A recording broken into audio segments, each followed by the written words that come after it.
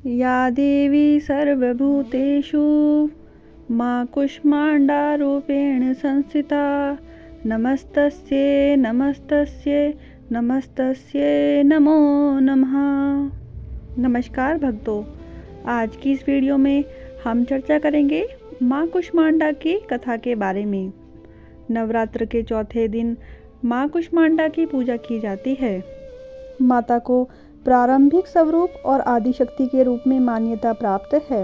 नवरात्रि के चौथे दिन मां दुर्गा के चौथे स्वरूप मां कूष्मांडा की पूजा का विशेष महत्व होता है। इस दिन श्रद्धालु विधि पूर्वक मां दुर्गा की आराधना करते हैं और उन्हें मिठाई, फल तथा भोग अर्पित करते हैं। मां को मालपुआ बहुत पसंद है, इसीलिए पूजा में मालपुआ का समावेश करना आवश्यक है। माता को प्रारंभिक स्वरूप और आदिशक्ति के रूप में जाना जाता है। सनातन शास्त्रों में वर्णित है कि प्राचीन काल में त्रिदेव ने सृष्टि की रचना करने का संकल्प लिया। उस समय ब्रह्मांड में घना अंधकार व्याप्त था। समस्त सृष्टि एकदम शांत थी, ना कोई संगीत, ना कोई ध्वनि, केवल एक गहरा सन्नाटा था।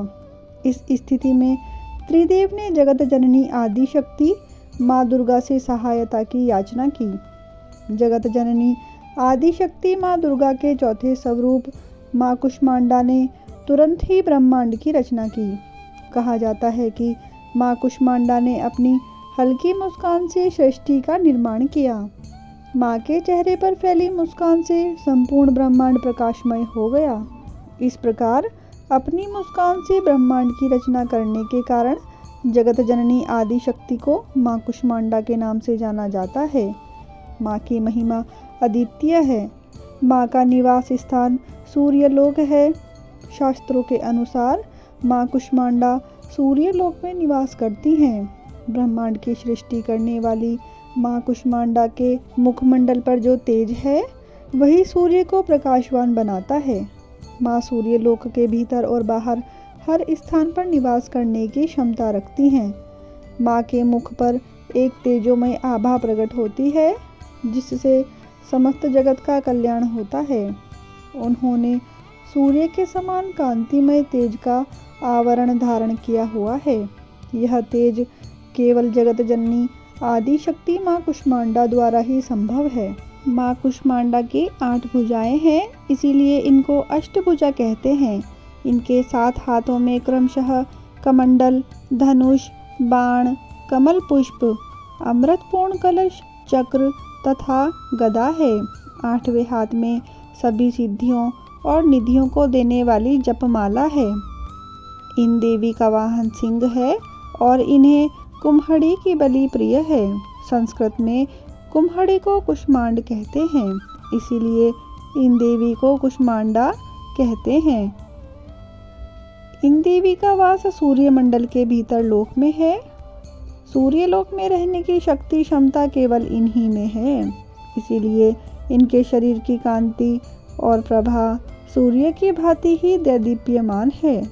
इनके ही तेज से दशों दिशाएं आलोकित हैं। ब्रह्मांड की सभी वस्तुओं और प्राणियों में इन्हीं का तेज व्याप्त है। माँ का आवाहन इस मंत्र से किया जाता है, जो कि इस प्रकार है। सुरा संपूर्ण कलशम रुधिराप्लुतमेव च दधाना हस्तपदाभ्याम कूष्मांडा शुभदासतु में। या देवी सर्वभूतेषु माँ कूष्मांडा रूपेण संस्थिता नमस्तस्यै नमस्तस्यै नमस्तस्यै नमो नमः। शास्त्रों में निहित है कि पूजा के समय निम्न मंत्र का जाप करना चाहिए। अचंचल और पवित्र मन से नवरात्रि के चौथे दिन इन देवी की पूजा आराधना करनी चाहिए। इससे भक्तों के रोगों और शोकों का नाश होता है तथा उन्हें आयु, यश, बल और आरोग्य प्राप्त होता है। ये देवी अति अल्प सेवा से और भक्ति से ही प्रसन्न होकर आशीर्वाद दे देती हैं।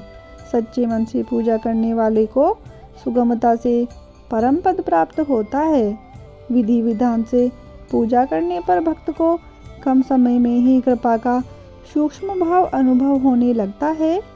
ये देवी आदियों व्याधियों से मुक्त करती हैं और उसे सुख, समृद्धि और उन्नति प्रदान करती हैं। अंततः इन देवी की उपासना में भक्तों को सदैव तत्पर रहना चाहिए। आशा करती हूँ कि मेरी यह वीडियो आप सभी को प्रिय लगी होगी। यदि आपको मेरी वीडियो पसंद आई है तो कमेंट बॉक्स में जय मां कुष्मांडा अवश्य लिखें। वीडियो को लाइक करें, शेयर करें और मेरे चैनल को सब्सक्राइब करना ना भूलें। धन्यवाद।